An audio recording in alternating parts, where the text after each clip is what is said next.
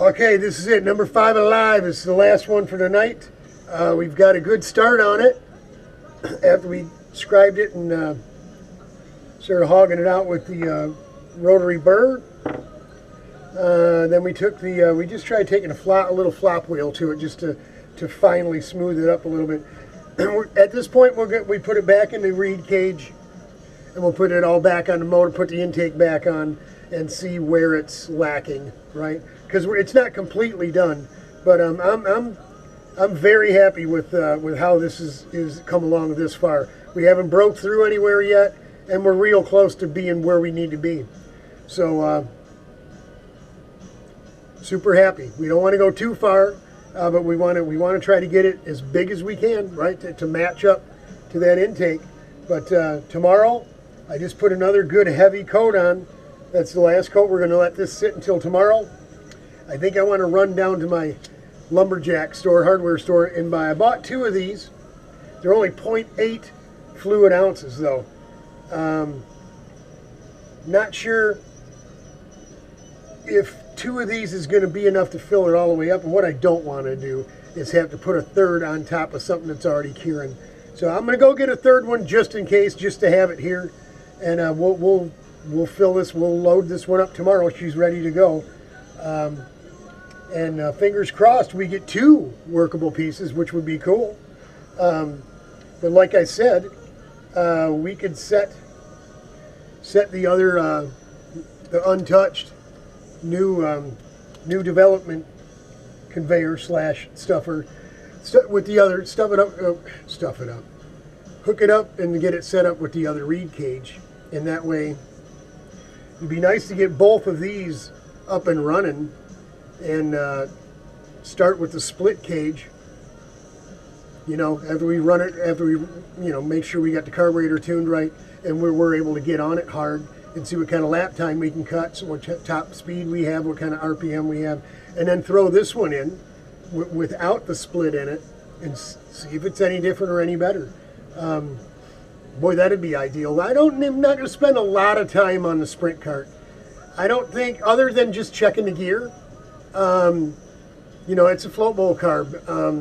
The setup on it right now is super safe. It'll run like that. Will it be, you know, tuned? These Vortexes, they don't like to be like, unlike the Honda. The Honda like to be tuned down to the fine ragged edge, you know, leaned right down. These carts like to run fat. These motors like to run fat. I don't know if all KZs are that way or not, but Daytona will blow you up in a heartbeat if you're just a hair too lean.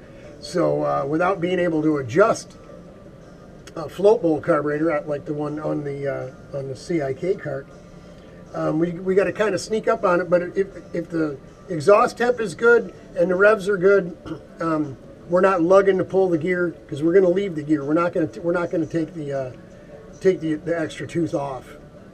But if it's out there and it's you know, the rev lights are just flashing and it's bouncing off, then we'll go ahead and change it. Just going to try to do the best we can to make the best guess first, so we don't, because the practice day will go by really, really quick, and we won't have a heck of a lot of time in the morning to do any changing, and then trying it again. It'll be, if we don't like what we got in the morning, we can make a change, but we won't get to try it again until race time. So that's all part of the excitement of big track racing with a big group of people around. So looking forward to it, man. Looking forward. Don't drop it, Robert. There you go, Jake. We're making progress. We're making progress. You know, other than you didn't get to see me actually pushing the clay in there and stuff, it really isn't a big secret. You got to heat it up, though. Get a little better picture. I'll be able to sit you on something while I'm pressing the clay into the big voids in the seat model over there, the seat mold, and show you how that works. It's all, you know, it's all pretty standard stuff. So I'm tired. It's 8 o'clock. My back is a little sore. I brought the chair over, but I never did sit on it. So just wanted to get this thing roughed in. So tomorrow morning when I get out here, we'll put this in reed cage. We'll put some more orange paint on it, the paint stick, right?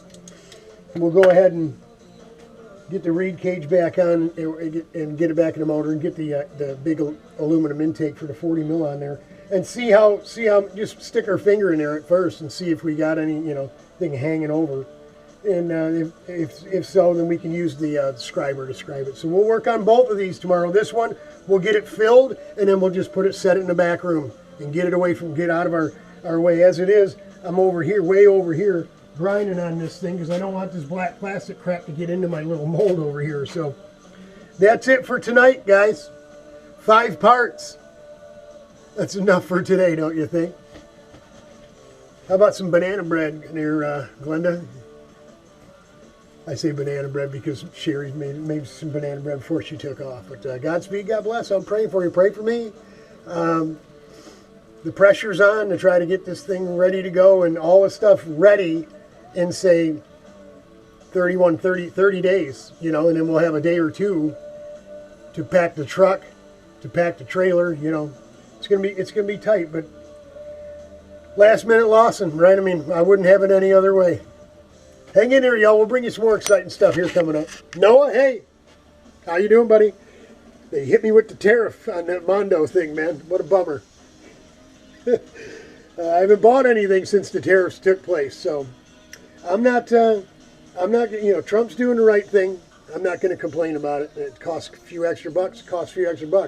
We need a Mondo cart, a USA Mondo cart.